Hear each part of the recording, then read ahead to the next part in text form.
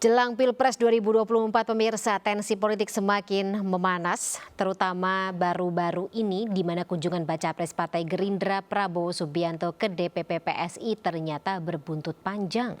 Sambutan hangat PSI kepada Prabowo mengakibatkan PSI ditinggalkan oleh puluhan kadernya, tidak hanya di Jakarta tapi juga ada di beberapa daerah. Yang jadi pertanyaan adalah apa pemicu badai mundurnya para kader PSI ini dan apakah memang juga ada hubungannya dengan kedatangan Prabowo Subianto tersebut serta dampaknya seperti apa bagi partai tersebut ke depannya. Kita akan bahas bersama dengan mantan kader PSI yang juga merupakan Sekjen Ganjarian Spartan Dwi Kundoyo. Kami juga masih menunggu kehadiran Direktur Eksekutif Parameter Politik Indonesia Adi Prayitno untuk bergabung bersama kita sore hari. Tapi saya sapa terlebih dahulu Mas Dwi, selamat sore. Selamat sore, Mbak Fani. Baik, saya harus konfirmasi kepada Mas Dwi, ini alasan mundur dari PSI betul karena pertemuan dari DPP atau PSI kemarin bersama dengan Pak Prabowo dan teman-teman? Ya, kita melihat memang pertemuan itu mesra sekali ya, seperti menggelar karpet merah gitu untuk Pak Prabowo. Padahal saya tertarik masuk PSI itu pertama karena mendukung Pak Ganjar. Yang kedua, selama ini PSI selalu berbicara soal keadilan, soal penuntutan kejahatan HAM masa lalu, soal korupsi, kolusi, nepotisme gitu. Jadi saya ikut bergabung ke PSI karena itu. Tetapi kehadiran Prabowo itu buat saya sudah mencederai perjuangan yang selama ini saya pegang. Saya kira itu singkatnya. Oke, Mas Dwi saat itu ada juga dalam pertemuan? Enggak, tidak. Di dalam saat Prabowo berkunjung ke PSI, saya tidak ada di tempat. Saya ngurus Ganjarian Spartan. Oke, tapi ada informasi mungkin sampai yang informasi yang ada dalam pertemuan tersebut sampai membuat Mas Dwi mundur begitu dari PSI? Ya, informasi saya terima dari beberapa pihak gitu ya. Saya lihat juga saat doorstop gitu. Ada Sesgres, kemudian Sesg, Bro Giring, dan lain-lain itu. Saya lihat sumringah dan itu menjadi etalase buat saya ada kemesraan, apalagi dalam keterangan yang diberikan Prabowo Subianto maupun Sesgres itu kan menyatakan itu mereka punya banyak kesamaan dan lain-lain itu. Ada tondo-tondo katanya itu soal hubungan mereka, sehingga saya melihat wah ini sudah bukan tempat lagi yang nyaman untuk berjuang gitu. Yang tadinya saya berharap PSI masih memegang teguh apa yang selama ini PSI perjuangkan. Oke, baik. Mas Dwi tahan dulu, kita akan sapa Mas Adi Prayitno yang sudah bergabung. Mas Adi, selamat sore. Selamat sore. Oke. Baik, temanya sore hari ini ya masih sama seperti yang dalam beberapa waktu belakangan ini juga lagi dibicarakan begitu ya Mas Adi, dan tentunya Mas Adi juga masih memantau. Tapi saya harus kembali ke Mas Dwi Kundoyo dulu. Mas Dwi, tapi sebelum memutuskan untuk keluar, apakah juga sudah berdiskusi begitu dengan Grace Natali, kemudian juga teman-teman DPP yang lain begitu terkait dengan kedatangan Prabowo Subianto kemarin? Ini akan ada apa, proyek apa, atau seperti apa? Saya kira saya sejak mahasiswa memang sudah menentang pemerintahan Orde Baru gitu. Kebetulan saya adalah pendiri Forum Komunikasi Senat Mahasiswa Jakarta. Saya juga alumni HMI, sudah lama kita bergerak untuk melawan otoritarian yang dikomandoi Soeharto dan keluarganya Cendana gitu. Jadi saya kira saya nggak perlu dalam menentukan sikap gitu. Tidak perlu berdiskusi dengan banyak orang. Saya tentukan sikap saya yang selama ini memang menjadi pegangan saya. Kita dulu berjuang bersama teman-teman mahasiswa menggulingkan Soeharto melalui FKSMJ yang saya dan beberapa teman dirikan, dan sampai sekarang itu menjadi pegangan kita dalam mendukung siapa calon presiden yang layak memimpin kita yang tidak punya sejarah kelam di Republik ini. Saya kira sih itu. Oke, terlepas dari langkah PSI ke depan begitu ya Mas Dwi, pertemuan dengan Prabowo kemarin dianggap telah menyalahi ideologi politik pribadi dari Mas Dwi Kundoyo begitu ya? Ya, Oke, baik. Dan tampaknya ini juga semacam menyebar begitu melihat ada beberapa kader PSI, sebagian kader PSI di Palembang, Sumatera Selatan yang juga ikut mundur pasca kemarin pertemuan yang terjadi begitu antara DPP PSI dengan Pak Prabowo Subianto. Nah, Mas Adi, Anda melihatnya seperti apa? Pertemuannya sekali memang, tapi kemudian dampaknya cukup masif dialami oleh internal Partai Solidaritas Indonesia. Ya, saya kira dua hal, Mbak Fani. Pertama, sepertinya memang sejumlah kader PSI rata-rata tidak nyaman gitu ya dengan pertemuan yang kelihatan menunjukkan kemesraan. Karena kalau kita membaca bagaimana relasi antara PSI dan Gerindra, khususnya dengan Prabowo Subianto sejak Pilpres 2014, Pilpres 2019, PSI ini adalah partai politik yang menurut saya cukup agresif ya, berada di garisan garda terdepan, selalu mengkritik, menyerang Prabowo Subianto secara terbuka. Tentu terkait dengan rekam jejaknya yang menurut teman-teman PSI memang tidak bisa ditoleransi.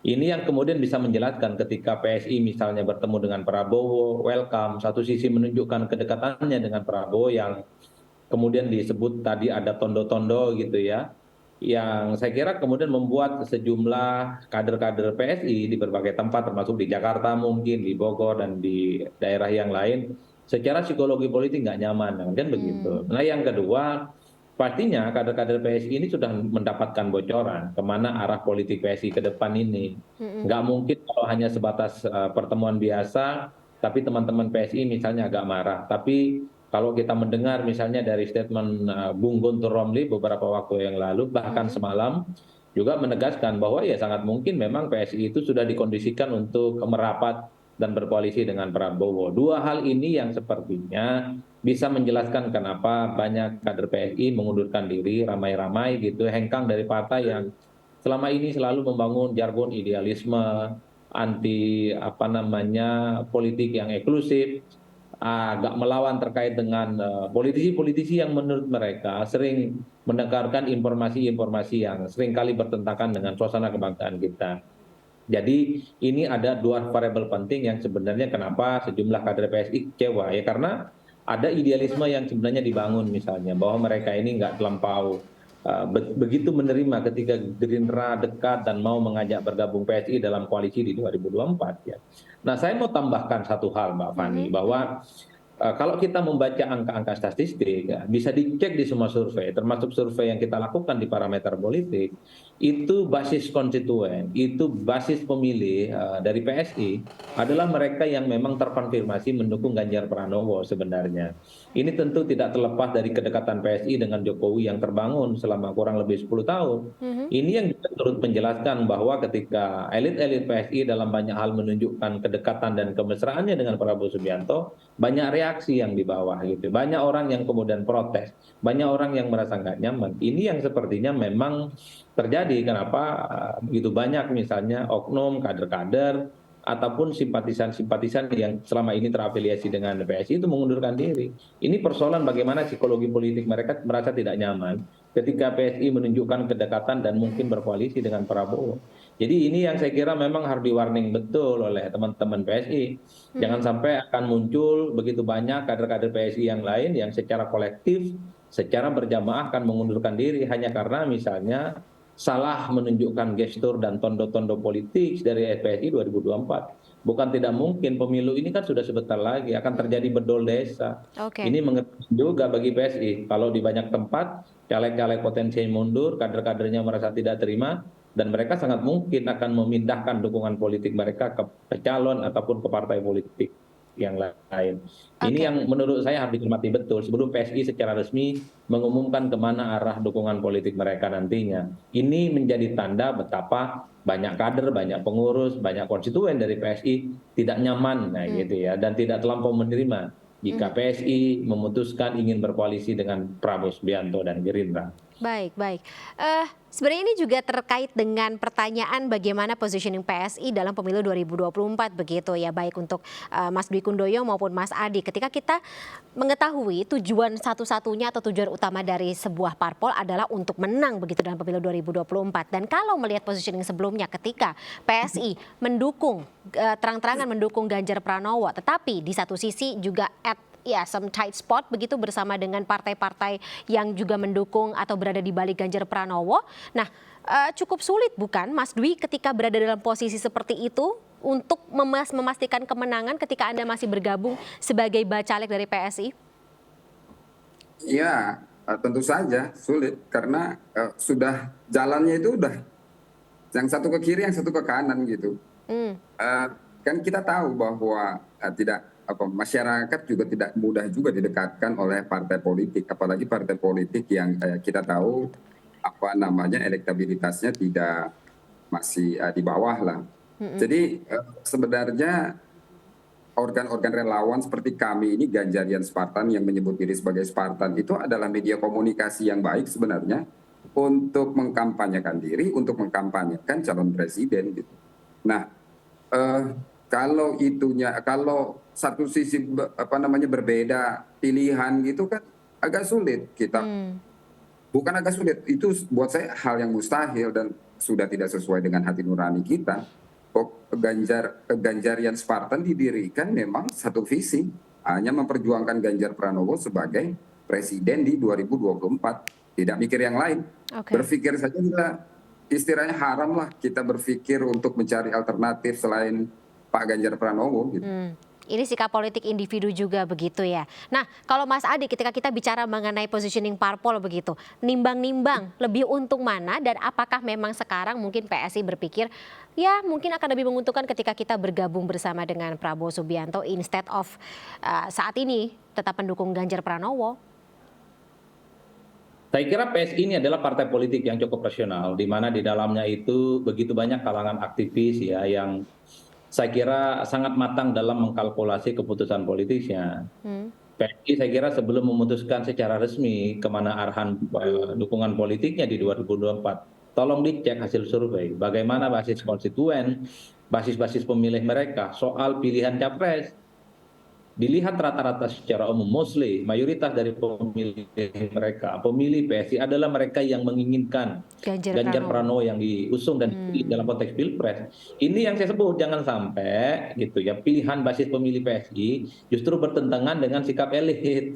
Elit PSI tentu saja yang lebih menunjukkan kedekatannya dengan Prabowo Subianto. Kenapa begitu? Sangat mungkin partai ini akan ditinggalkan loh oleh pemilihnya. PSI selalu mengatakan dan selalu mengacu pada survei. Kalau melihat suasana batin pemilih PSI di bawah per hari ini, kita tidak tahu ke depan seperti apa. Itu memang menginginkan supaya PSI itu mendukung Ganjar Pranowo sebagai pilihan politisnya. Makanya saya ngomong tadi hati-hati dalam menentukan poros politik karena bukan tidak mungkin akan terjadi bedol desa, akan begitu banyak kader PSI itu hengkang, angkat kaki dan memilih calon lain. Ini tahun-tahun yang cukup sensitif yang tidak boleh mestinya mengambil langkah-langkah yang kontroversial apalagi berhadapan-hadapan dengan kepentingan pemilihnya di bawah. Saya kira di situ poinnya. PSI harus paham betul kalau memang berniat fokus pada pileg selamat ambang batas parlemen 4%, mestinya soal pencapresan ini ya adalah sesuatu yang pilihannya harus tepat. Kalau per hari ini ya ikuti keinginan pemilih konstituen PSI, ya Ganjar Pranowo bukan yang lain. Ya kan itu saja pilihannya. Jadi jangan terbawa suasana atau tergoda oleh bagaimana keuntungan tersebut akan berpihak ya walau dalam waktu dekat. Begitu ya Mas Adi ya, harus pelan-pelan karena ya memang begitu Mbak Fani, karena begini ya, sampai hari ini PSI itu tidak pernah mencabut dukungan politiknya terhadap Ganjar Pranowo.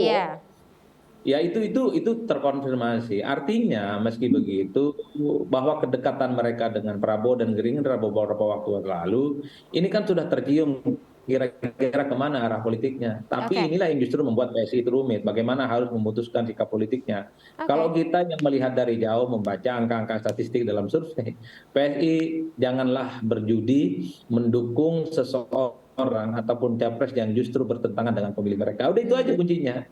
Oke. Baik Mas Adi dan juga Mas Dwi. Terima kasih atas waktunya bersama kami dalam Sindo Sore hari ini. Salam sehat selalu. Terima kasih sekali lagi. Kita jumpa lagi di lain kesempatan. Selamat sore. Sampai jumpa.